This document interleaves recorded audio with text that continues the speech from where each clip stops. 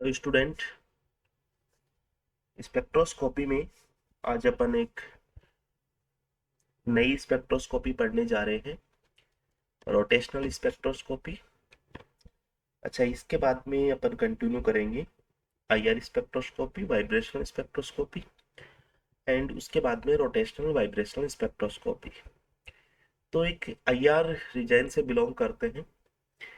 सबसे पहले अपन जो भी किसी भी स्पेक्ट्रोस्कोपी की बात करते हैं, पढ़ते हैं, तो उसका स्पेक्ट्रोस्कोपिक रीजन क्या होता है ये अपने को पता होना चाहिए। तो रोटेशनल स्पेक्ट्रोस्कोपी ये होते हैं अपने फार आईआर रीजन के। फार आईआर रीजन या फिर इसको अपन बोलेंगे माइक्रोवेव रीजन। माइक्रोवेव रीजन ये होता है अपना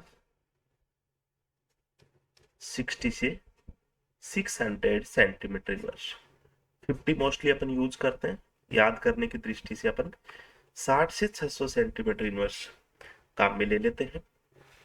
हाँ, तो जो आईआर स्पेक्ट्रोस जो रोटेशनल स्पेक्ट्रोस्कोपी है उसका रीजन अपने को पता चल गया। फार आईआर रीजन से बिलोंग करती है, एंड माइक्रोवेव भी अपन इसको बोल सकते हैं। दूसरी, अपन स्पेक्ट्रोस्कोपी में अगर बात करते हैं कि ऐसे कौन से मॉलिक्यूल्स होते हैं जो रोटेशनल स्पेक्ट्रोस्कोपी अपने को देते हैं, जैसे अपन ने एनएमआर में पढ़ा था। तो दूसरा इसका पॉइंट, इंपॉर्टेंट पॉइंट क्या बनता है? Condition for rotational spectroscopy. Condition for rotational spectroscopy,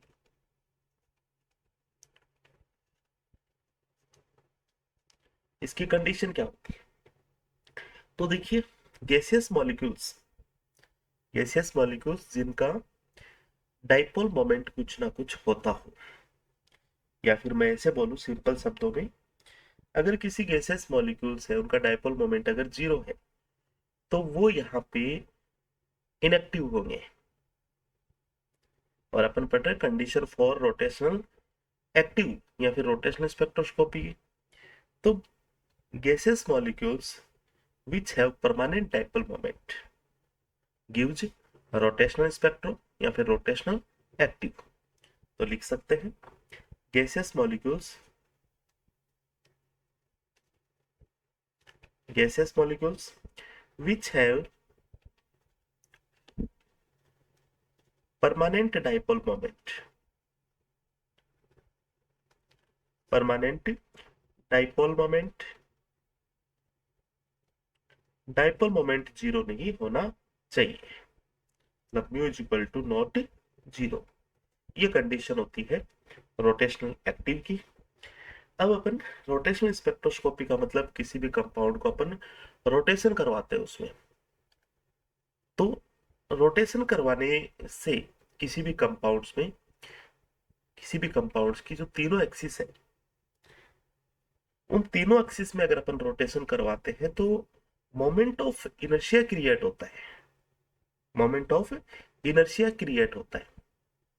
अगर मान लीजिए मैं किसी एक एक्सिस पे करवाऊं तो उसके लिए अलग मोमेंट ऑफ इनर्शिया होगा, किसी दूसरे एक्सिस पे करवाऊं रोटेशन तो दूसरे टाइप का मोमेंट ऑफ इनर्शिया होगा।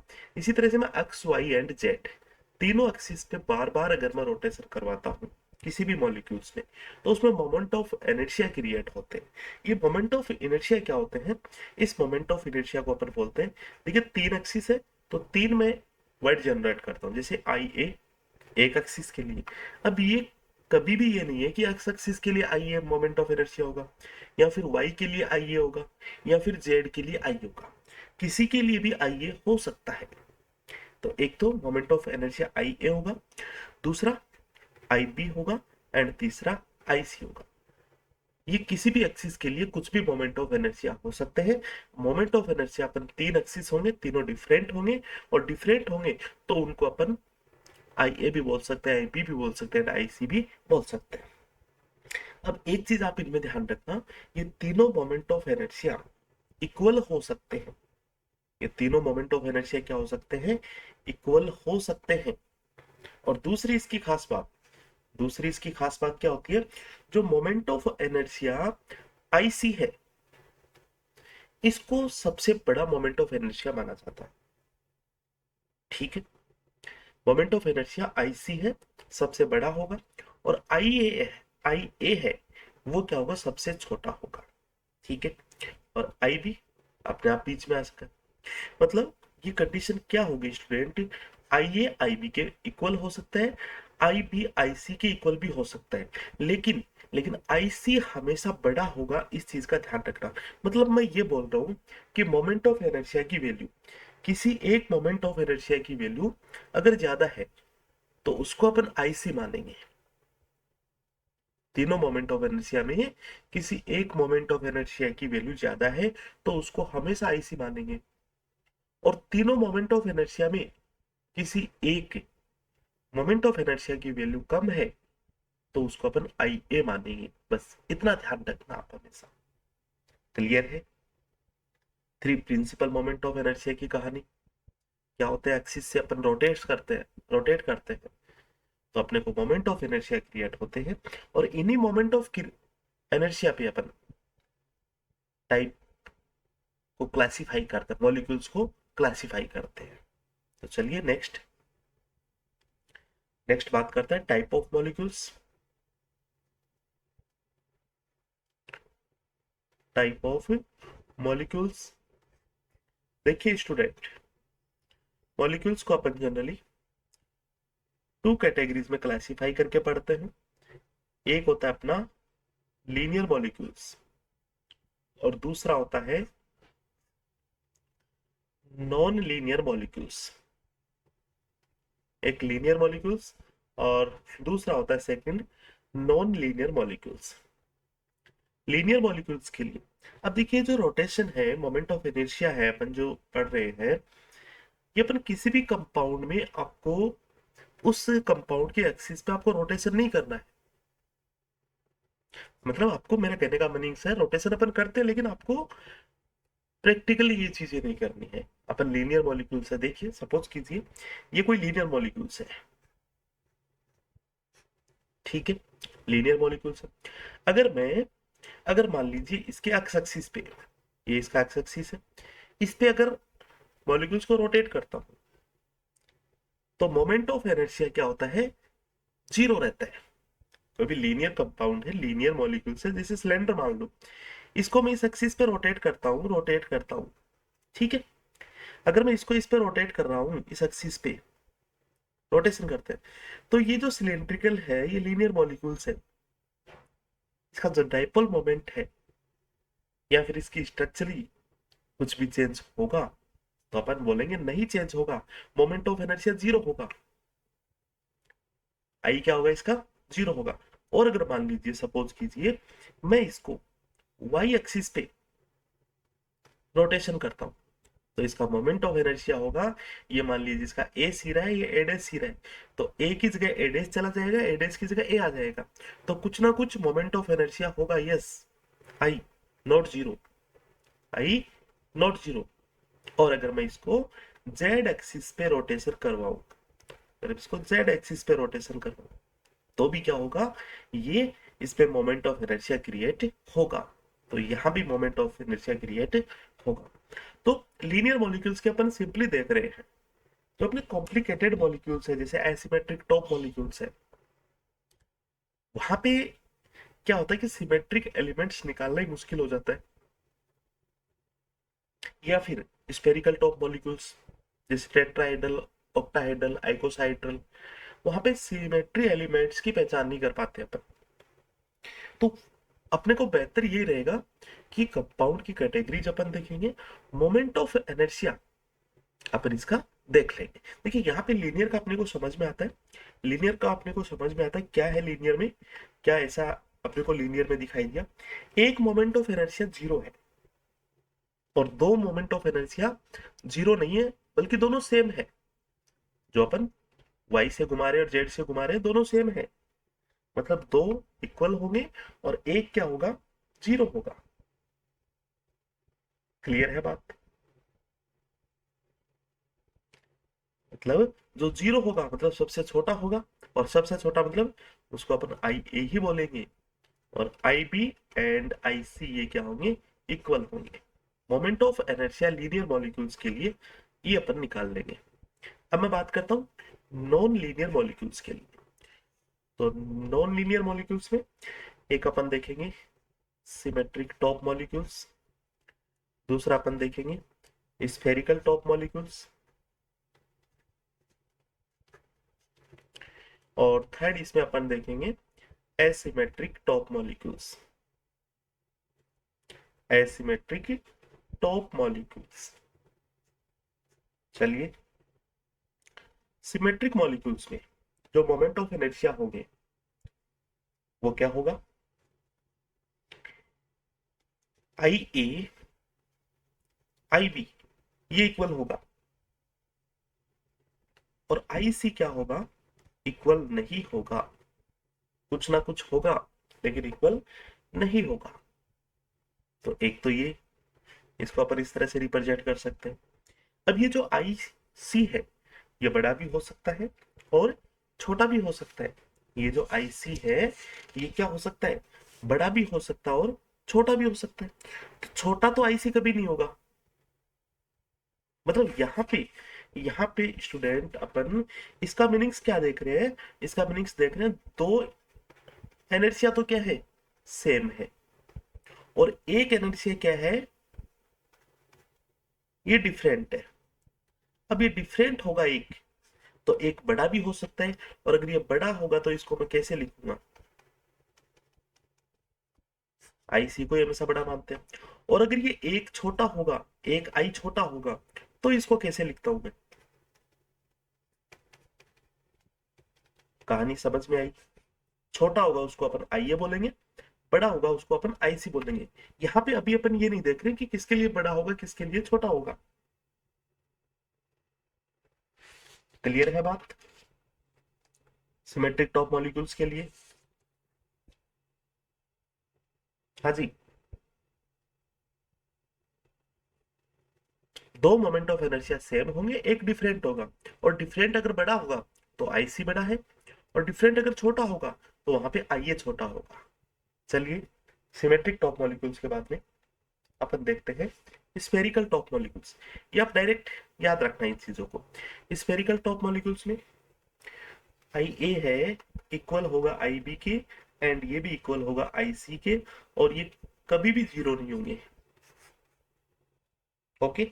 और इसी तरह से एसिमेट्रिक टॉप मॉलिक्यूल्स के लिए I A not equal I B and not equal I C. अगर इस तरह के मोमेंट ऑफ इनर्शिया पाए जाते हैं तो अपन कंपाउंड को क्लासिफाई कर सकते हैं। इस तरह का होगा मतलब एसिमेट्रिक टॉप मॉलिक्यूल्स, और अपने को ऐसा मोमेंट ऑफ इनर्शिया मिलेगा रोटेशन करने से तो स्फेरिकल टॉप मॉलिक्यूल्स, और अगर अपने को ऐसे मिलते हैं तो सिमेट्रिक टॉप मॉलिक्यूल्स। और सिमेट्रिक में अपन प्रोलेट और ओबलेट दो चीजें अपन देखते हैं। चलिए, समझ में आई यहां तक बातें। अब देखते हैं जो टाइप ऑफ मॉलिक्यूल्स है इनके एग्जांपल्स देखेंगे। चलिए, अभी तक अपन ने क्या देखा, टाइप ऑफ मॉलिक्यूल्स,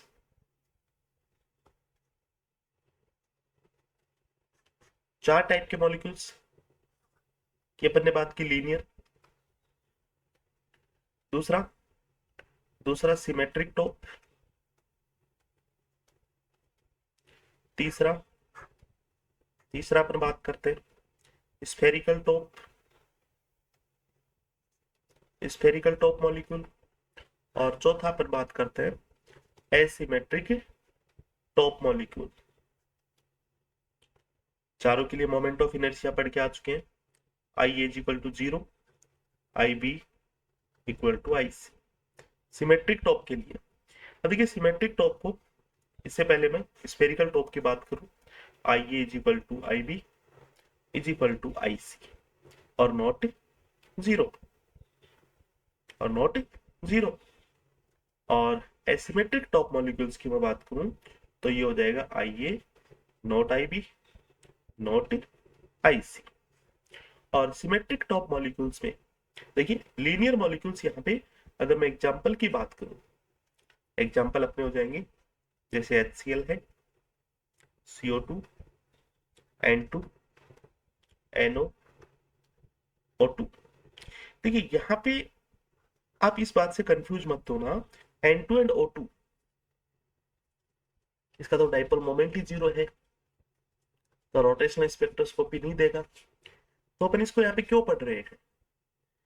अरे यहाँ पे अपन पढ़ रहे हैं मॉलिक्यूल्स का क्लासिफिकेशन और मोमेंट ऑफ इनर्शिया से मॉलिक्यूल का क्लासिफिकेशन।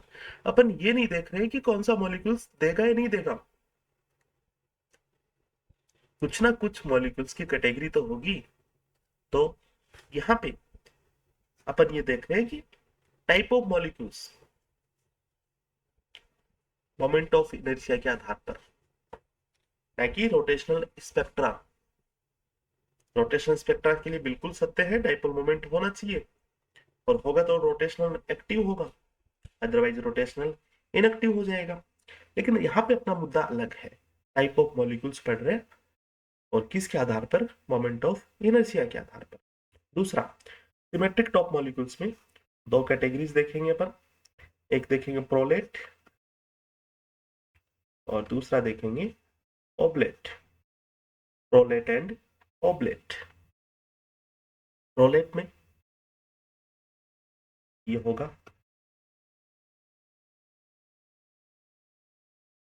और ओब्लेट में आईसी बड़ा होगा। तो दो सेम होंगे, एक डिफरेंट होगा। यही अपन पढ़ के आए हैं।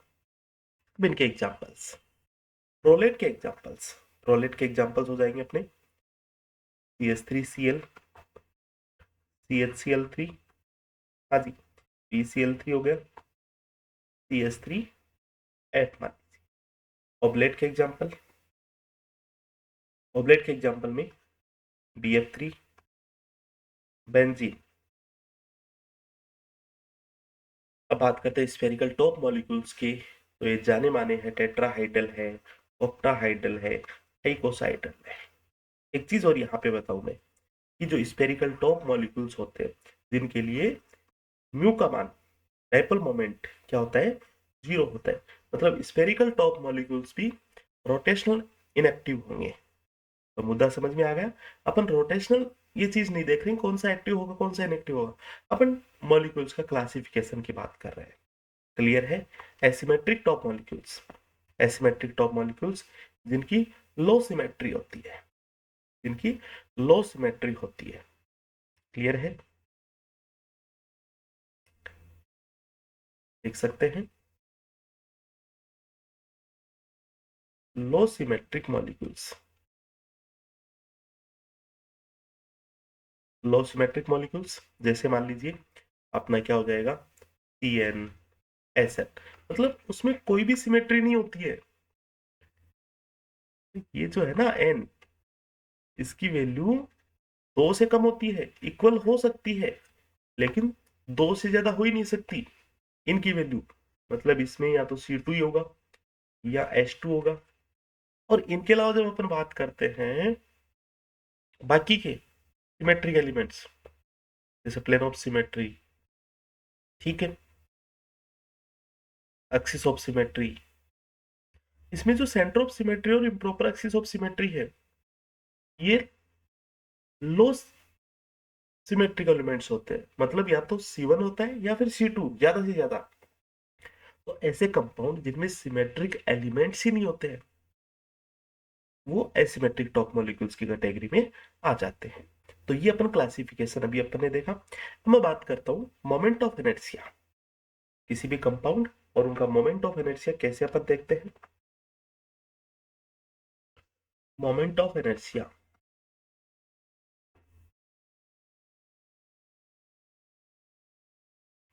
देखिए बात कर रहा हूं मैं सबसे पहले diatomic molecules, diatomic linear molecule, diatomic linear molecule. और इसमें अपन किस टाइप के मॉलिक्यूल्स की बात करेंगे? दोनों एटम डिफरेंट हो, ठीक है, होमोडाइएटोमिक नहीं होनी चाहिए, हेटेरोडाइएटोमिक होनी चाहिए। तो इसको देखिए समझते हैं। एक हाइड्रोजन का एटम है और एक Cl का एटम। यह हाइड्रोजन का एटम है और दूसरा Cl का एटम। इसका मास मान लीजिए m1 है, तो इसका m2 होगा। यही बात है। ये एटम है HCl का। ओके, अगर मैं HCl की एटम की सेंटर ऑफ मास की बात करूं, सेंटर ऑफ मास की बात करूं, तो थोड़ा Cl की साइड अपने को दिखाई देगा, ज्यादा वेट है। ये क्या होगा इसका centre of mass. Centre of mass का मीनिंग्स मेरा यही होता है, जैसे ये पेंसिल है और इसके सेंटर में जैसे मैं अंगुली लगा दूं, ये पेंसिल गिरनी नहीं चाहिए, तो उस पॉइंट को अपन बोल देंगे सेंटर ऑफ मास। मतलब इस पॉइंट को अपन क्या बोल देंगे, सेंटर ऑफ मास बोल देंगे। मतलब उस सेंटर पे मॉलिक्यूल दोनों एटम फिक्स होने चाहिए, गिरने नहीं चाहिए। क्लियर है? चलिए, हाँ जी, देखिए आगे बात। यहां से लेके यहां तक की जो डिस्टेंस R1 है, और ये डिस्टेंस क्या है, R2 डिस्टेंस है, और इसको मैं मान रहा हूं R। तो हेट्रोडाइएटॉमिक मॉलिक्यूल्स के लिए यहाँ पे जो moment of inertia I is equal to, वो क्या होगा, m1r1 square plus m2r2 square. तो I is equal to m1 upon m2 upon m1 plus m2 r square, ये हो जाएगा। और I इज इक्वल टू क्या होता है, म्यू आर स्क्वायर, और म्यू होता है वहां पे रेड्यूस्ड मास। म्यू क्या होता है, रेड्यूस्ड मास। तो रेड्यूस्ड मास की वैल्यू क्या हो जाएगी, mu is equal to m1 m2 upon m1 plus m2। Isotopic effect या फिर किसी के लिए भी अपने को रेड्यूस्ड मास की कैलकुलेशन करवा सकते हैं, सिंपली छोटे से न्यूमेरिकल्स आते हैं। m1 हाइड्रोजन एटम है, m2 Cl का मास है 35.5, कर दे रेड्यूस्ड मास हो जाएगा। चलिए आगे। तो इसके लिए मोमेंट ऑफ इनर्शिया ये अपने को कितना मिलता है, I is equal to mu r square. Clear है यहाँ तक बात? हाँ जी, चलिए आगे देखते हैं। दूसरा मैं बात करूं होमोडाइएटोमिक मॉलिक्यूल्स, हेटेरो के बाद में होमोडाइएटोमिक मॉलिक्यूल्स। और उसका एग्जांपल अगर मैं लूं, जैसे N2 हो गया, O2 हो गया, बिल्कुल सिंपल सा, दोनों एटम ही सेम है, ये भी M1 तो ये भी M1 ही होगा। सेंटर ऑफ मास क्या होगा, बिल्कुल सेंटर में, तो सेंटर से डिस्टेंस R1, तो ये भी क्या होगी R1। और मैं दोनों एटॉमिक के बीच की डिस्टेंस देखूं, तो R is equal to R1 plus R1, तो R is equal to 2R1। R1 is equal to क्या आ जाएगा यहाँ से, R/2। ओके, चलिए, moment of inertia I is equal to वही होता है अपना m1r1 square is equal to m2r2 square, लेकिन यहाँ पे दूसरा एटम है, उसका मास भी m1 है, R1 उसकी डिस्टेंस है, तो यहाँ पे मैं लिख सकता हूँ, हाँ जी, 2m1r1 स्क्वायर, और 2m1r1 स्क्वायर को मैं क्या लिख दूँ, r/2, तो r²/4, और इसको मैं लिख दूंगा m1r²/2। ये मोमेंट ऑफ इनर्शिया अपने आएगा।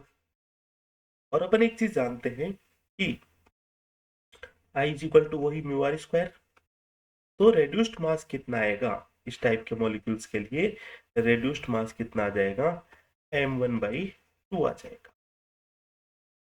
आपकी मर्जी है, आप ये फॉर्मूला भी यूज कर सकते हैं।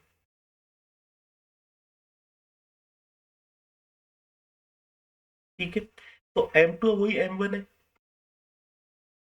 ऐसे लिख, हाँ जी, लिख देंगे ऐसे। और m1 है वही m2 है। ए, अगर मैं आपको बोलूं, अगर आपको बोलूं m2 क्या है, m2 क्या है, m2 ही m1 है, बिल्कुल। तो m1 इंटू m1, और ये क्या हो जाएगा m1 प्लस m1, तो बताइए student, m1 into M one क्या हो जाएगा? m1 इंटू एम वन क्या हो जाएगा? चलो इसको एक बार ऐसे लिख दूं, m1 और ये क्या हो जाएगा? 2m1। क्या यही अपने को मिला? जो भी आप उचित समझो उस तरह से अपन मोमेंट ऑफ इनर्शिया और रिड्यूस्ड मास अपन निकाल सकते हैं। सिंपल सा न्यूमेरिकल है। अब ये बात होती है लीनियर मॉलिक्यूल्स के लिए, अपन एक अलग वे में सोच लेते हैं। बात होती है सिमेट्रिक टॉप मॉलिक्यूल्स में, तो डायरेक्ट याद रख लेना मोमेंट ऑफ इनर्शिया क्या होता है, उसी में भलाई है। मोमेंट ऑफ इनर्शिया अपने को पता चल जाता है, रिड्यूस्ड मास अपन इजीली निकाल लेंगे। चलिए नेक्स्ट नेक्स्ट बात करता हूं मैं try atomic linear molecule. Try atomic linear molecules, example जैसे ये CO2, बिल्कुल बहुत इजी है। हाँ जी, बहुत इजी है। ये कार्बन का एटम, ये ऑक्सीजन का एटम, दोनों साइड सेम एटम है, ये भी ऑक्सीजन है ये भी ऑक्सीजन है, तो इसका M1 है तो इसका भी M2। इसका सेंटर ऑफ मास क्या होगा? यही होगा, कार्बन से बिल्कुल बीच से निकलेगा, तो ये डिस्टेंस R1, तो ये डिस्टेंस भी क्या होगी? R1। सेम सारी चीजें वही, R इज इक्वल टू क्या हो जाएगा? R1/2, sorry R is equal to ये क्या हो जाएगा अपना 2R1 हो जाएगा, और R1 इज इक्वल टू क्या हो जाएगा? R/2, R/2। और जब वही बात करेंगे M1 R1 स्क्वायर, और दूसरे के लिए भी क्या है? M1 R1 square. आगे कर लोगे आप कंप्लीट, सारी चीजें सेम वही रखनी है।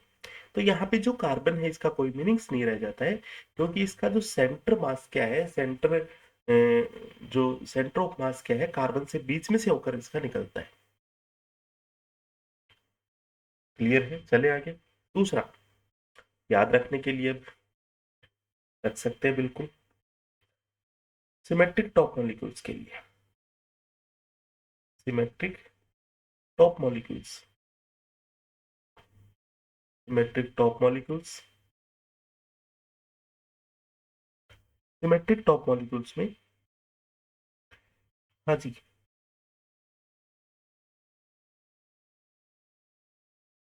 मोमेंट ऑफ इनर्शिया की जब अपन बात करें, ये होता है मोमेंट ऑफ इनर्शिया, किसके लिए होता है? ऑब्लेट के लिए, ऑब्लेट के लिए होता है बिल्कुल, कहीं कोई दिक्कत नहीं है। मतलब ये जो अपना आईसी है, ये जो आईसी है ये क्या होता है?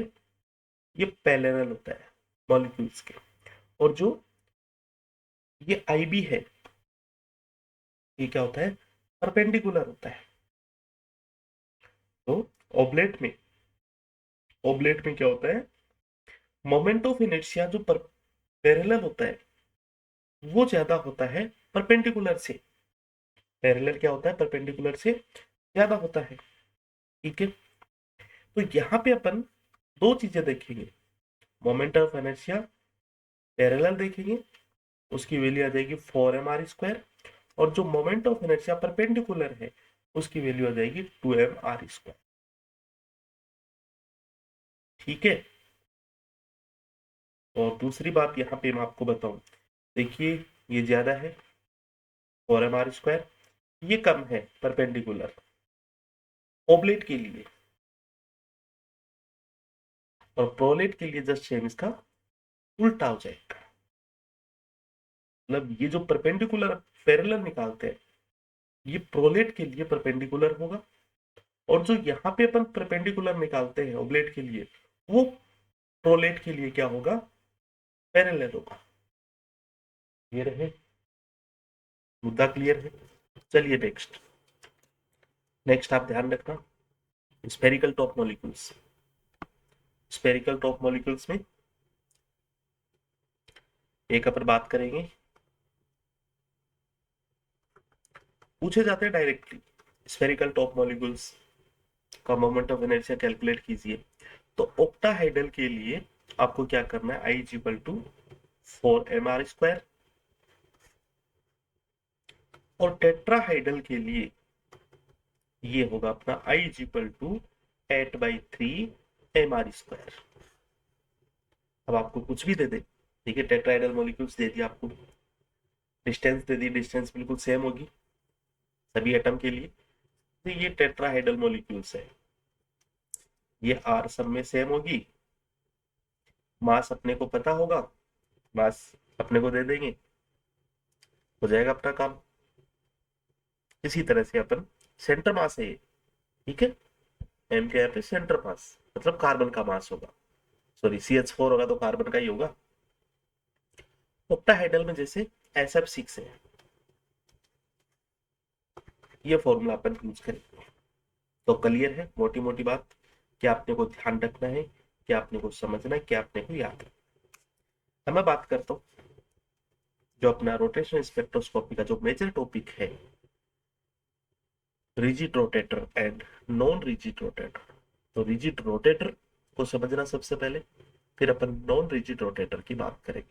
तो फिर एक एक चीज, मतलब टेक्नोलिटी के क्वेश्चंस यहाँ पे अपने को देखने, टेक्नोलिटी अपने को आती है, क्वेश्चन अपने सोल्व हो जाएंगे।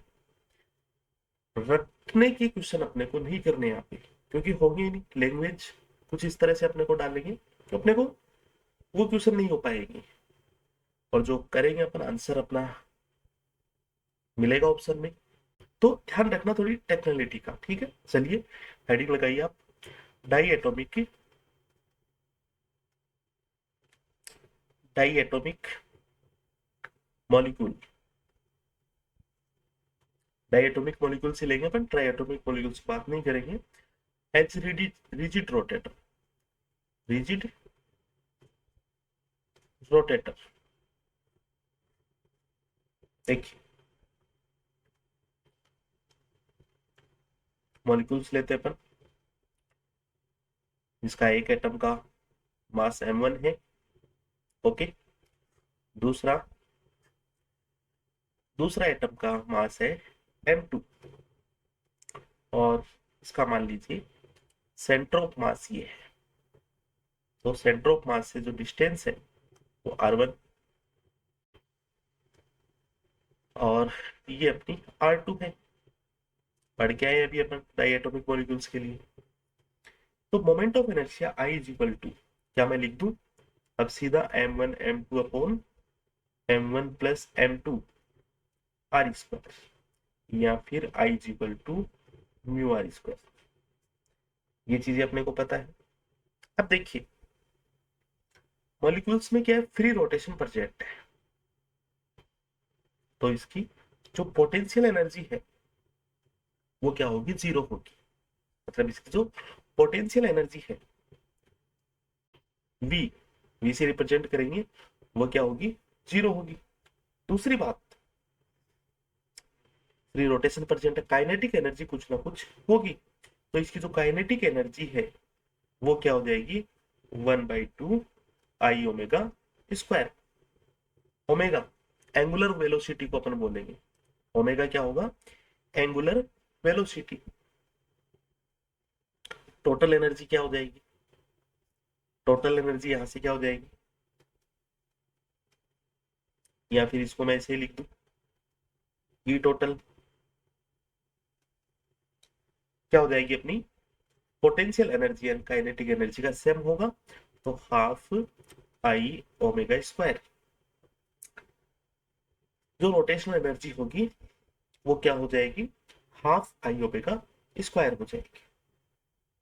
और अपन एंगुलर मोमेंटम की जब बात करते हैं, एंगुलर मोमेंटम की बात जो बात करते हैं, वो क्या होता है, जैसे ये एक इक्वेशन हो गया, या फिर इसको एक इक्वेशन बोल दूं मैं, ये नंबर 2 हो गया। अब मैं बात करता हूँ बीच में ही angular momentum, angular momentum P is equal to क्या होता है, I ओमेगा, ओमेगा वेलोसिटी होगी, एंगुलर वेलोसिटी होगी।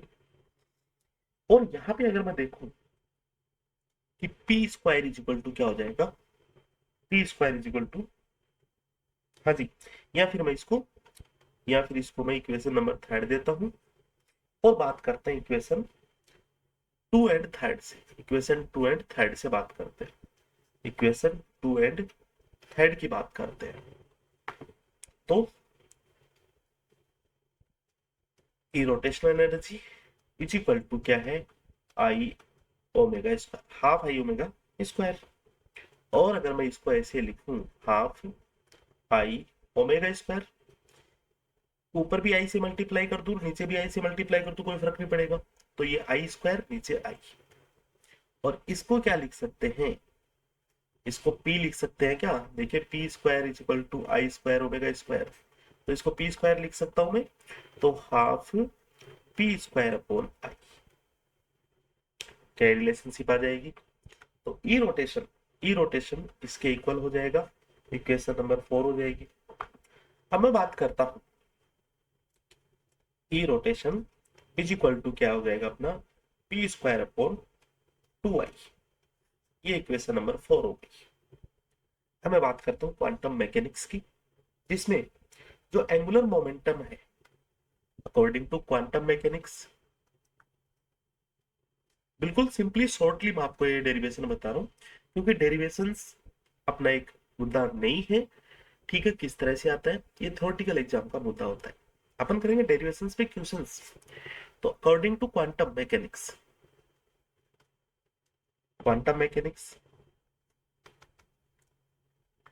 जो एंगुलर मोमेंट होता है p इक्वल टू, ये क्या होता है, h अपॉन 2 पाई जे प्लस 1। ये इक्वेशन क्या हो जाएगी, 5 नंबर। जहां पे जे क्या होते हैं, ये रोटेशनल लेवल होते हैं। जे क्या होते हैं, 0 भी हो सकता है, 1 2, ये होता है रोटेशनल लेवल। Rotational levels. तो मैं इक्वेशन 4 एंड 5 की जब मैं बात करूं, तो E इज इक्वल टू अपना क्या हो जाएगा, रोटेशनल की जगह मैं अब जे लिख दूं, क्योंकि जो एनर्जी है, जब भी अपन मॉलिक्यूल्स को रोटेशन करवाएंगे तो उसी दौरान तो अपने को एनर्जी मिल रही है, क्योंकि उसमें रोटेशन प्रेजेंट है। तभी तो मैंने आपको बोला रोटेशन प्रेजेंट है, तो पोटेंशियल एनर्जी 0, काइनेटिक एनर्जी ये इतनी होगी। अच्छा, रोटेशनल होगा, एंगुलर मोमेंट होगा इसका, एंगुलर जो मोमेंटम है ये इतना आ जाएगा। अब इस एंगुलर मोमेंट को अपन कैलकुलेट करते हैं क्वांटम मैकेनिक्स से, जिसकी वैल्यू अपने को ये मिलती है। तो ये क्या होता है अपना, पी स्क्वायर अपॉन आई होता है, पी स्क्वायर अपॉन 2i होता है। तो इसका मैं स्क्वायर करता हूँ, ठीक है, थोड़ा सा इसका मैं स्क्वायर करता हूँ, तो H square upon 4 pi square, और इसका भी स्क्वायर करता हूँ तो क्या आ जाएगा अपना, जे प्लस 1। अरे इसी में मैंने लिखा है पी स्क्वायर अपॉन 2i, इसी में लिखा है मैंने। तो p की जगह ये वैल्यू लिख दी अपन ने, पी स्क्वायर कर दिया 4, तो इसके 2 भी मल्टीप्लाई होगा। ये लीजिए, सोल्व करता हूं इसको। तो E J is equal to h square 8 pi square I J plus 1 joule.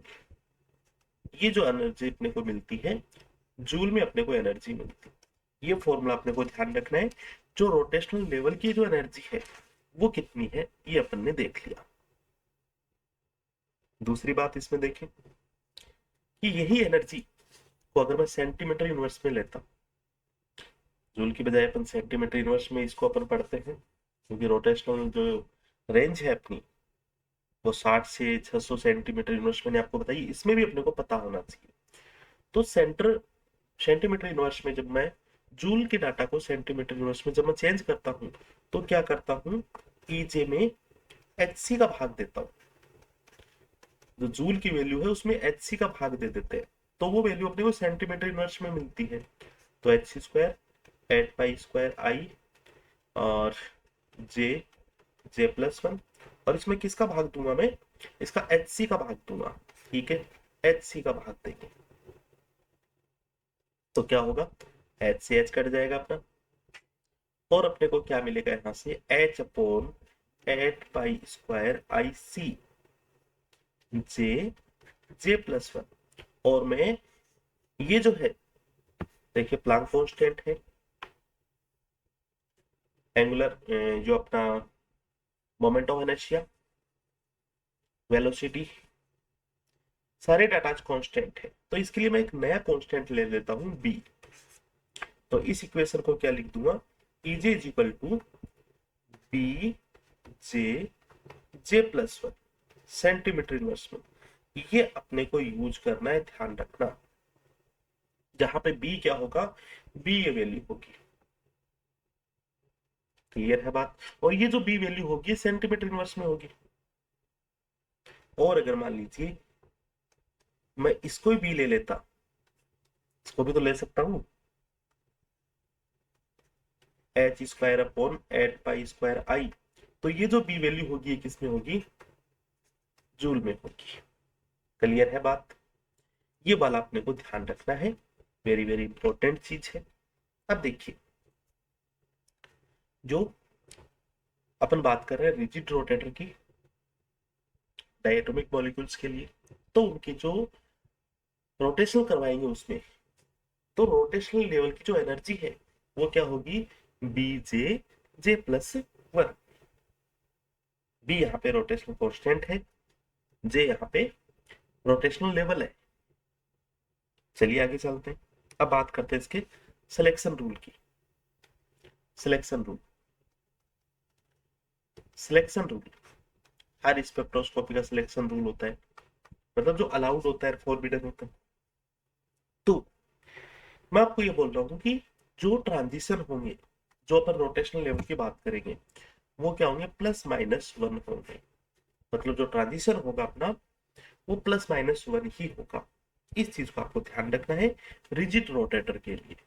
For rigid rotator, rigid rotor.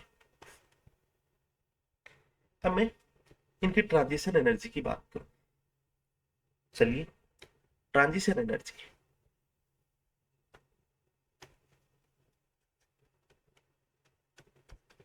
Transition energy देखिए स्टूडेंट, अगर मैं कोई ट्रांजिशन रोटेशनल लेवल के कराऊं जैसे J+1 में,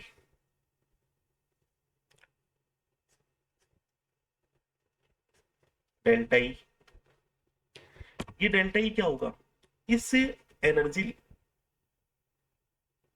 इस लेवल की एनर्जी और इस लेवल की एनर्जी का डिफरेंस होगा। इस लेवल की एनर्जी क्या है, जे। तो इसको मैं क्या बोल दूंगा, मतलब जो डेल्टा है अपना ऊपर वाली ज्यादा एनर्जी से, मतलब EJ+1 माइनस EJ, लिख सकते हैं। बाद में आपको शॉर्ट भी बताऊंगा, लिख सकते हैं। और EJ+1 आपको ये पता है EJ कितना होता है, EJ अपना होता है BJ J+1। और जहां पे भी J है वहां पे आप J+1 कर दो तो अपना ये बन जाएगा, तो हो जाएगा बी, सॉरी, हाँ जी, ये हो जाएगा BJ+1। और क्या है, फिर ब्रैकेट है J+1, जहां पे भी J है वहां पे क्या कर दो आप, J+1 कर दो। क्लियर है, मेरी बात समझ में आई। तो ये क्या हो जाएगा, BJ+1 और ये हो जाएगा J+2 माइनस BJ+1। और जब मैं इसको सोल्व करूंगा, आपका काम है वो डेल्टा J+1 से, सॉरी J से J+1, ट्रांजिशन की बात कर रहे हैं, J से J+1, ये जो एनर्जी आएगी अपने को 2BJ+1 सेंटीमीटर इनवर्स में। ठीक है, आपकी जो मर्जी है, जूल में निकालो या सेंटीमीटर इनवर्स में निकालो। अब देखिए अपन ने क्या किया यहाँ पे, दूसरी बात, दूसरी बात में देख रहा हूँ ट्रांजिशन। अगर ट्रांजिशन कैसा हो रहा है, J से J-1 में हो रहा है, ये ट्रांजिशन हो रहा है, तो डेल्टा E क्या होगा, ज्यादा क्या होगी J और कम क्या होगा J-1, रोटेशनल लेवल कम है। तो जहां पे EJ की वैल्यू अपन ने लिखी है BJ J+1, और जहां पे मैं J लिखूंगा वहां पे J-1 लिख दूंगा। तो देखिए माइनस बी J-1 हो गया, और यहाँ पे J और है तो इसको भी कर दूंगा J-1 +1, और इसको जब हम सोल्व करेंगे बीजे J+1 यही है, और इस एनर्जी को मैं क्या बोल दूंगा, J-1 से J, J से J-1, उल्टा लिख रहे हैं इसको, J से J-1 अधिक से, सॉरी, J से J-1 ट्रांजिशन होगा। चलिए आगे, तो माइनस, इसको सोल्व करेंगे अपन, तो इसको सोल्व करेंगे तो क्या आ जाएगा अपना बी J-1, और ये क्या हो जाएगा, J हो जाएगा।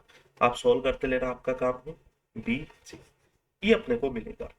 मतलब यहाँ पे मैं एक चीज आपको अब बोलूं कि अगर ट्रांजिशन हो अपने ये वाला, जैसे J+1, मतलब अपर लेवल का रोटेशनल लेवल्स में ट्रांजिशन हो रहा है, मतलब 0 से 1 में हो रहा है, या फिर 1 से 2 में हो रहा है, या फिर 2 से 3 में हो रहा है, या फिर 3 से 4 में हो रहा है।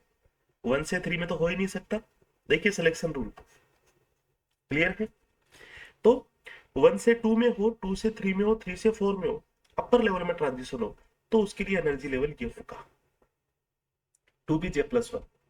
लिखूं मैं आगे, मतलब एक तो अपने को ये वाला फॉर्मूला ध्यान रखना है, 2B J+1, और दूसरा दूसरा अपने को कौन सा फॉर्मूला ध्यान रखना है। अब मैं बात करता हूं, अगर transition lower rate rotational level में हो, मतलब 1 से 0 में हो, 2 से 1 में हो, 3 से 2 में हो, 4 से 3 में हो, तब अपने को जो एनर्जी लिखनी है वो क्या हो जाएगी, E से J-1 is equal to 2BJ। Clear है। अब यहां से देखिए स्टूडेंट, आपको एक ही चीज ध्यान रखनी है, ट्रांजिशन किस में हो रहा है, J+1 में, तो 2B के आगे J+1 हो गया।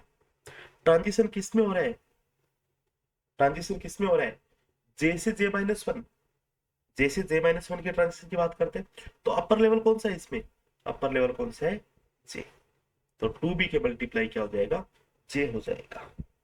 क्लियर है बात, जो अपर लेवल होगा वो multiply 2B into upper level. बस आपसे कोई पूछा जाए कि रोटेशनल लेवल 3 से ट्रांजिशन हो रहा 4 में, तो उसकी एनर्जी क्या होगी, उसकी एनर्जी क्या होगी student, 2B into 4 eight B. B की वैल्यू आपको गिवन नहीं रखेंगे, कैलकुलेट करवाएंगे, CSIR हो सकता है किस्मत अच्छी हो तो बी की वैल्यू दे दे। तो इस तरह आप प्रैक्टिकली क्वेश्चनों को समझना। और ट्रांजिशन की अगर बात हो, ठीक है, ट्रांजिशन की अगर बात हो 4 से 3, 4 से 3, तो क्या हो जाएगा 2BJ, अपर लेवल कौन सा, वही J है, मतलब क्या हो जाएगी, एनर्जी तो वही रहनी है, सोच के देखो आप, J3 है, J4 है, इतनी एनर्जी की नीड है रोटेशनल एनर्जी की, और अगर ये ऐसा होता भाई, ये नीचे भी आता तो एनर्जी तो उतनी चाहिए थी। टर्म को समझ रहे हैं आप, क्लियर है, आगे बढ़ा जाए। अब अपन देख रहे हैं कि ये जो ट्रांजिशन एनर्जी है, हाँ जी, देखना मैं बात करता हूं,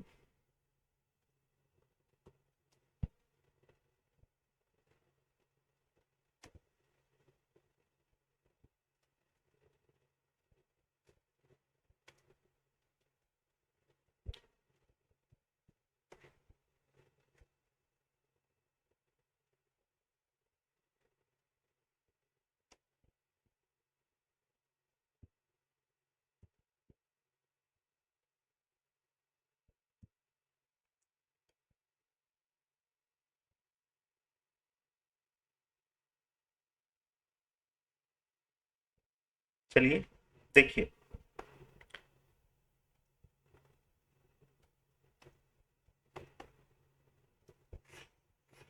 चलो डिस्टर्ब नहीं करेंगे ज्यादा। हाँ जी, देखिए मैं बात कर रहा हूँ,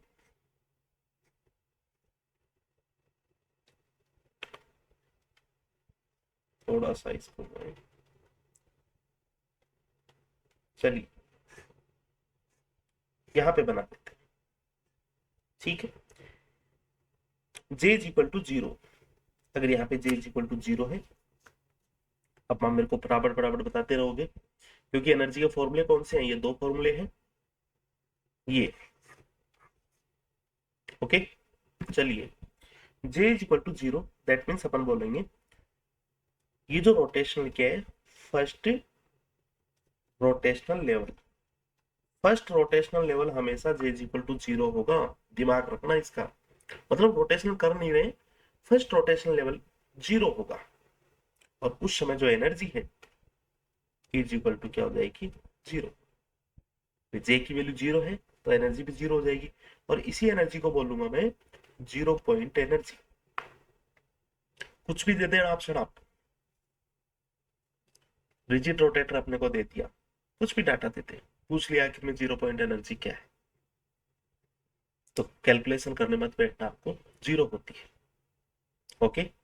कब की बात कर रहे हैं, फर्स्ट रोटेशनल लेवल की बात कर रहे हैं, फर्स्ट रोटेशनल लेवल, या फिर इसको मैं बोल सकता हूँ ग्राउंड लेवल, ये वर्डिंग में इधर ही लिख रहा हूँ, ये काम आएगी भी आपके, ग्राउंड लेवल, ओके। दूसरा दूसरा अपने बात करेंगे J is equal to 1, J is equal to 1, और जो एनर्जी क्या होगी, एनर्जी क्या होगी अपनी 0 से 1 ट्रांजिशन, एनर्जी क्या हो जाएगी 2B, और इस एनर्जी, ये जो नीड है, इसको भी अपन क्या बोल देंगे 2B। क्लियर है बात। वन का मतलब हो जाएगा सेकंड रोटेशनल लेवल, इसको मैं क्या बोल दूंगा सेकंड रोटेशनल लेवल, या फिर इसको क्या बोल देंगे student, first transition, first transition बोल दूं, या फिर first excited level.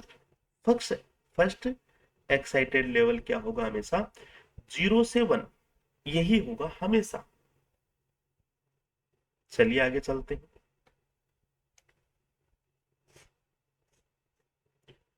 J is equal to 2, okay. Energy क्या होगी, रोटेशनल लेवल की एनर्जी क्या होगी 6B। क्यों होगा ऐसा, क्यों होगा, देखिए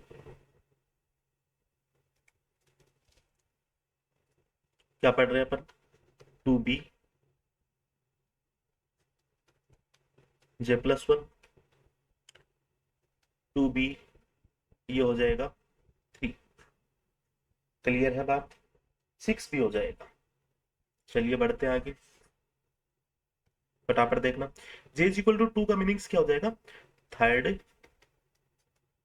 रोटेशनल लेवल, या फिर इसको अपन क्या बोल देंगे सेकंड एक्साइटेड लेवल, और इनके बीच का जो एनर्जी डिफरेंस है वो क्या होगा 4B हो जाएगा। क्लियर है। J इज इक्वल टू 3 की बात करूं मैं तो कितना हो जाएगा अपना, डाटा रख लेना आप 12B, और यहाँ जो डिफरेंस क्या हो जाएगा 6B हो जाएगा। इसको बोल दूंगा मैं फोर्थ रोटेशनल लेवल, या फिर थर्ड एक्साइटेड लेवल। क्लियर चलता रहेगा। ये J इज इक्वल टू 4 है तो हो जाएगा ये अपना 20B हो जाएगा, और जो डिफरेंस है वो कितना हो जाएगा 8B हो जाएगा। अब मैं देखिए कौन सा फॉर्मूला अपन यूज कर रहे हैं, EJ is equal to BJ J plus 1, okay. चलिए मैं आपसे एक चीज और डिस्कस करता हूँ, चीज क्या है,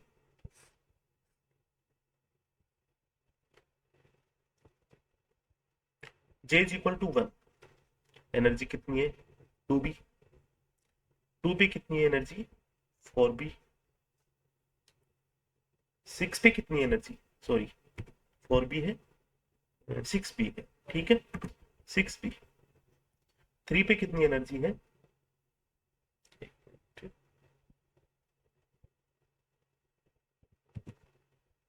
एक मिनट देखिए आप,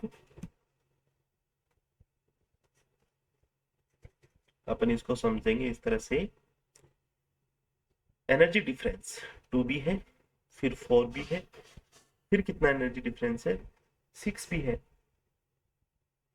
आगे चलता रहेगा ऐसा। फिर जैसे 8b है, ये मैं बात कर रहा हूँ, देखिए आपको इनकी बात कर रहा हूँ। ये एनर्जी डिफरेंस देखिए, आपको यहाँ पे भी बता सकता हूँ। एनर्जी डिफरेंस क्या है, 2b। ठीक है। फिर इसका जो एनर्जी डिफरेंस है, इसका जो एनर्जी डिफरेंस है, देखिए 4b एनर्जी डिफरेंस, फिर कितना है, 6b एनर्जी डिफरेंस, फिर 8b एनर्जी डिफरेंस। क्लियर है ऐसा ही मामला कुछ।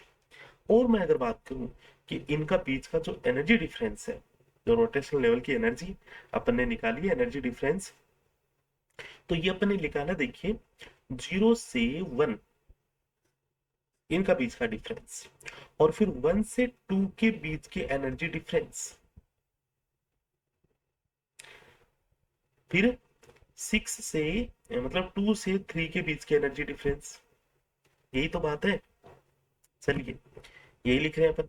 अब देखिए, ये एनर्जी डिफरेंस 2b, ये 4b है, ये 6b है, ये 8b है। इनके बीच की जो एनर्जी का डिफरेंस क्या होगा, ये 2b, ये भी 2b है, ये भी 2b है। मतलब जो रिजिड रोटेटर है, उसके रोटेशनल लेवल इक्वली स्पेस्ड होते हैं, इक्वली स्पेस होते हैं। लिख लेना इस बात को, इंपॉर्टेंट बात है। मैं बोल रहा हूँ रोटेशनल लेवल, रिजिड रोटेटर के रोटेशनल लेवल इक्वली स्पेस्ड होते हैं।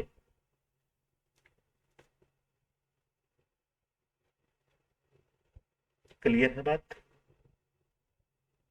चले आगे। तो ये कहानी थी। जो एनर्जी गैप होते हैं रिजिड रोटेटर के,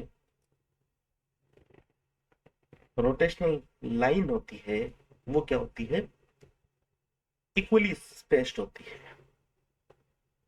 इक्वली स्पेस्ड होती है। अब चलिए, इसका मीनिंग आप समझ गए होंगे। Z012 मतलब first rotational line, second rotational line. ठीक है। आपको मैं एक बार और बता दूं, क्योंकि क्वेश्चन में अपने को यही ध्यान रखना है। क्वेश्चन में आपको क्या ध्यान रखना है, अगर 0 है, J0 है, तो इसको अपन क्या बोलेंगे, ग्राउंड लेवल, ग्राउंड लेवल की एनर्जी, या फिर फर्स्ट रोटेशनल लेवल की एनर्जी। J1 है, तो इसको बोल देंगे सेकेंड रोटेशनल लेवल की एनर्जी, या फिर first excitation, first excited rotational level, first excited rotational level. J is equal to second है, तो ये हो जाएगा थर्ड रोटेशनल लेवल। और इसका दूसरा मीनिंग्स क्या होगा, second excited rotational level. Clear है। इसी तरह से आगे चलता रहेगा, ध्यान रखना इस चीज को। देखिए अपन ने क्या देखा, देखिए थोड़ा सा मैं आपको एक जो क्लियर है दिमाग में पिक्चर, वो एक बार मैं आपको बता दूं। अपन ने क्या देखा कि first rotational line, first rotational line, ठीक है, अपन देख रहे हैं फर्स्ट रोटेशनल लाइन और second rotational line and third rotational line. First rotational line का जो एनर्जी डिफरेंस है वो कितना है, 2b। First rotational level and first rotational line अलग अलग चीज है। तो फर्स्ट रोटेशनल लाइन का जो एनर्जी डिफरेंस है 2b है, सेकंड का क्या है 4b, थर्ड का 6b, अभी अपन ने देखा है। ठीक है, 2b ये किसका है, फर्स्ट रोटेशनल लाइन, ये सेकंड रोटेशनल लाइन, ये अपनी थर्ड रोटेशनल लाइन की एनर्जी। तो अपन बात करते हैं सिंपली, देखिए सिंपली मैंने आपको यही बताया, 2b इंटू अपर लेवल, बस ये ध्यान रख लो आपको, कोई दिक्कत नहीं है, एनर्जी आ जाएगी उस लेवल की। क्लियर है बात। अब मैं आपसे बात करूं, कि मान लीजिए नंबर ऑफ जो लाइंस है, ठीक है, ये सेपरेटेड, या फिर मैं बात करूं कि देखो कुल मिला के केवल आप इतना ध्यान रखना, काम बन जाएगा मेरे हिसाब से, कहीं दिक्कत नहीं आने वाली है, ठीक है। और आएगी तो अपन उसको क्लियर करेंगे। एक क्वेश्चन लिख लेते हैं। Rotational spectrum, rotational spectrum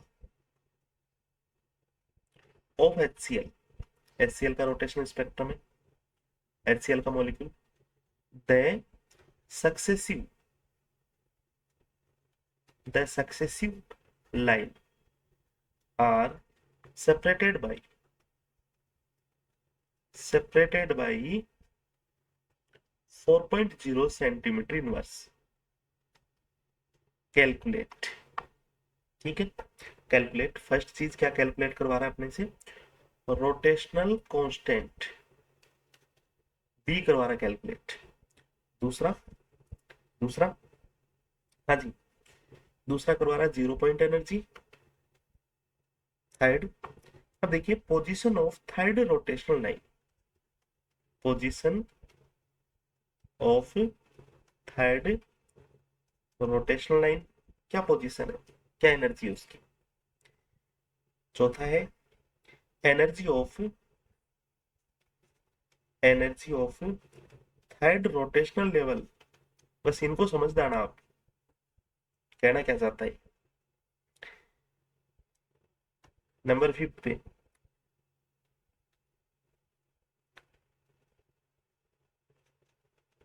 transition energy, transition energy for J 4 to J5, ठीक है। चलिए क्वेश्चन को देखते हैं अपन।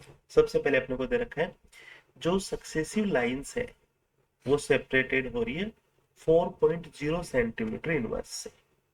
मतलब जो 2b की वैल्यू है, इस सेपरेटेड लाइन सेपरेटेड किससे हो रही थी, 2b से ही तो हो रही थी।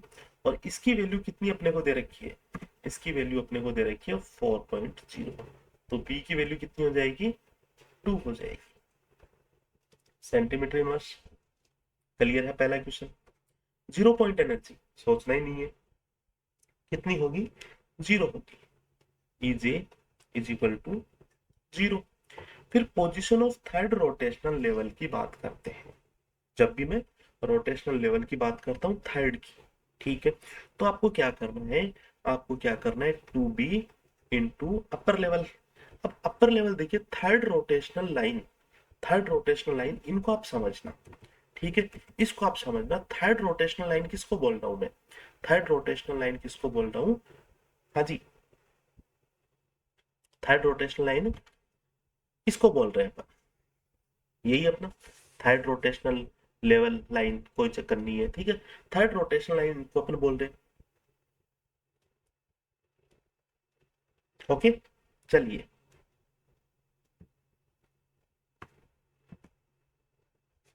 2b इंटू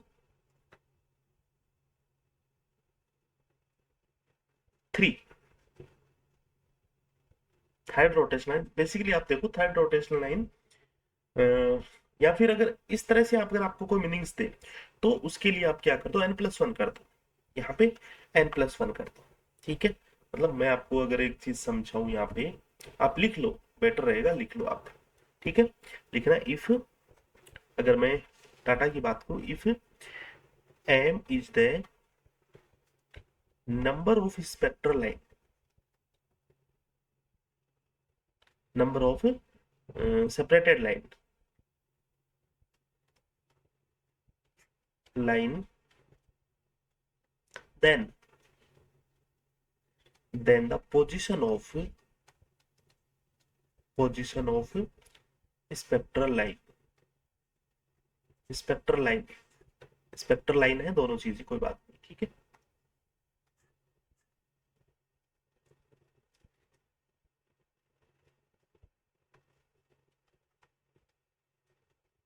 मैं क्या बोल रहा हूँ, अगर number of spectral line m हो, then position of spectral line क्या होगा, ये आप निकालना, delta E is equal to 2bm। और जहां पे m क्या होगा, जहां पे m क्या होगा, j+1 होगा भैया। क्लियर है मेरी बात को? जब पोजीशन आपको पूछे, ठीक है, अब देखिए यहाँ पे कोई दिक्कत नहीं आएगी। अब इसको मैं सॉल्व करूंगा थर्ड क्वेश्चन को, तो क्या हो जाएगा, 2bm, और रोटेशनल जो थर्ड रोटेशनल लेवल, मतलब जे की वैल्यू कितनी है, 2 है, तो क्या हो जाएगा यहाँ पे 2b j+1, यही तो मान रहे हैं अपन। तो 2 इंटू बी की वैल्यू कितनी है, 2 इंटू j+1 कितना हो जाएगा, 3। सॉल्व कर देना, आंसर आ जाएगा 12 सेंटीमीटर इनवर्स।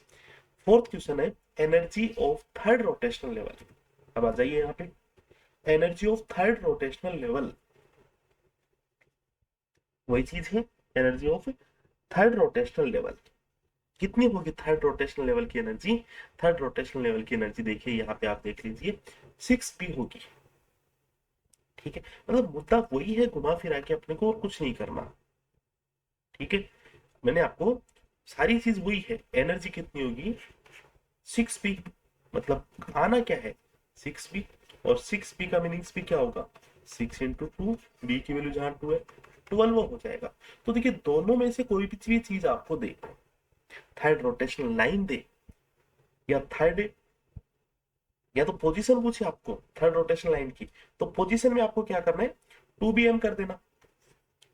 तो m क्या है, जहां पे n+j+1 होगा, क्या लिखा है मैंने, j+1, ओके है।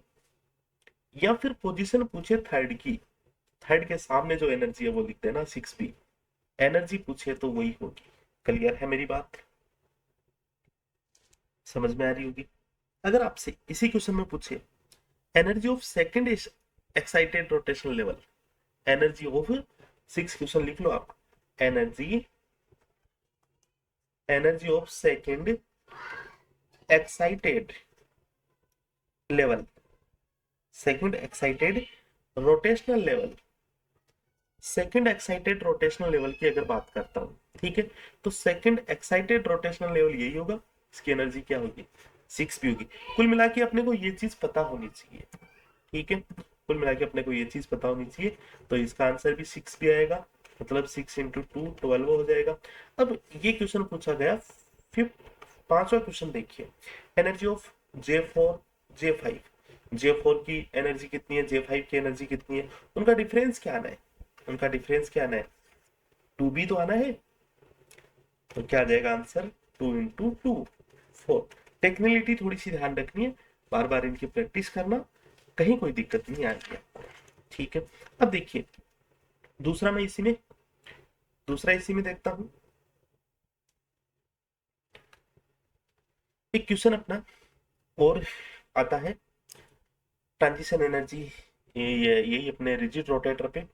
तो आपको क्या करना है, एक मैं आपको आपको मैं एक दे रहा हूँ, एक ट्रिक्स दे रहा हूँ। ट्रिक्स क्या होगी, देखिए आपको ट्रिक क्या ध्यान रखनी है, पहले तो जो पूछा गया वो लिख देंगे, डिवाइड क्या कर देंगे, जो क्वेश्चन में दे रखा है, बस ऐसे ही अपने, इज इक्वल टू जो पूछा उसका फॉर्मूला, और जो दे रखा है उसका फॉर्मूला, बस ये चीज ध्यान रखना, क्वेश्चन हो जाएंगे अपनी इजीली। ठीक है, चलिए यहीं से क्वेश्चन निकलने हैं, कहीं दूसरे सी जगह से क्वेश्चन नहीं निकलने हैं। देखिए मान लीजिए अपन अपन अगर बात करें कि transition energy,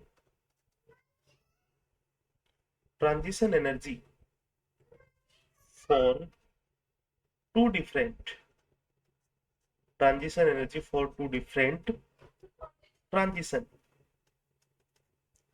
to different transition in same molecules, transition energy for different two different transition in same molecules क्या होती है भैया, देखिए delta E2 by delta E1 is equal to, ये क्या होता है, डेल्टा E क्या होता है, 2B J+1 अपॉन, मतलब इसके लिए 2 के लिए हो गया 2B J+1, ये 1 ट्रांजिशन के लिए हो गया, इज इक्वल टू, और क्या हो सकता है अपना, देखिए 2B सेम है, तो क्या हो जाएगा J+1 2 J+1 1, या फिर इस J को मैं कहां से रिलेटेड करूं, M2 बाई M1 से, काफी जगह ये फॉर्मूला काम आने वाला है। देखिए क्वेश्चन से आपको समझ में आएगा अपन क्यों पढ़ रहे हैं, ऐसा क्यों कर रहे हैं। क्वेश्चन है अपना, the fourth rotational line of CO molecules की fourth rotational line appears at, हाँ जी, appears at 60 centimetre inverse. Okay, hypothetically बात कर रहे हैं अपन, 60 centimetre inverse, then the seventh rotational line of will be appears at, आपको क्या दे रखा है, फोर्थ लाइन दे रखी है 60 सेंटीमीटर इनवर्स पे ऑब्जर्व होती है, तो 7 नंबर की जो रोटेशनल लाइन है वो कितने पे होगी, यही तो है मामला। चलिए बढ़ते हैं आगे। अब देखिए सबसे पहले अपन क्या देखते हैं, जो पूछा गया है, जो पूछा गया है क्या है 7, जो दे रखा है वो क्या है, जो पूछा गया है उसका फॉर्मूला, जो पूछा गया है उसका फॉर्मूला,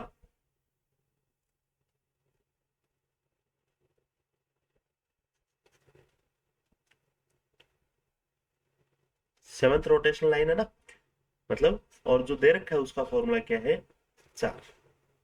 बताइए भाई, जो पूछा गया है वो लिख देंगे, जो दे रखा है वो कितना है 60, मतलब बहुत इजी सा क्वेश्चन है, ये अपन निकाल देंगे यहाँ से, delta E7 is equal to 7/4 into 60 centimetre inverse. बिल्कुल इजी पैटर्न में इसको सोचना, ठीक है।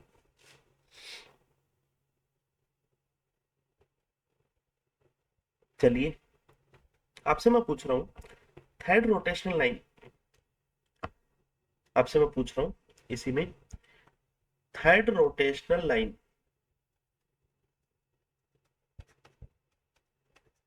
थर्ड रोटेशनल लाइन अपने को मिलती है 10 सेंटीमीटर इनवर्स पे, 10 ऐसी, तो सेवंथ रोटेशनल लाइन कितने पे मिलेगी, तो जो पूछा गया है, पूछा क्या गया है 7 वाला पूछा गया है,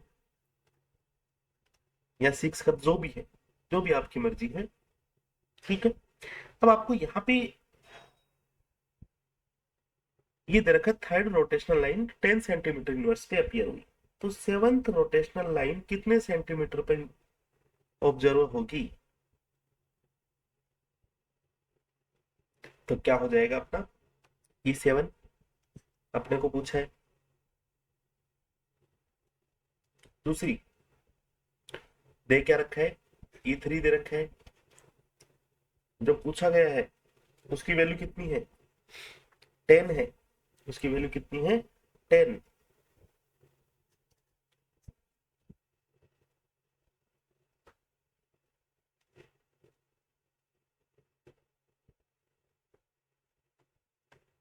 उसका फॉर्मूला क्या है 7/3, तो ये वैल्यू अपने को कितनी दे रखी है 10 दे रखी है, कर लेंगे E7 is equal to 7/3 into 10, बहुत सिंपल से वे में आपको सोचना है ये सारी चीजें।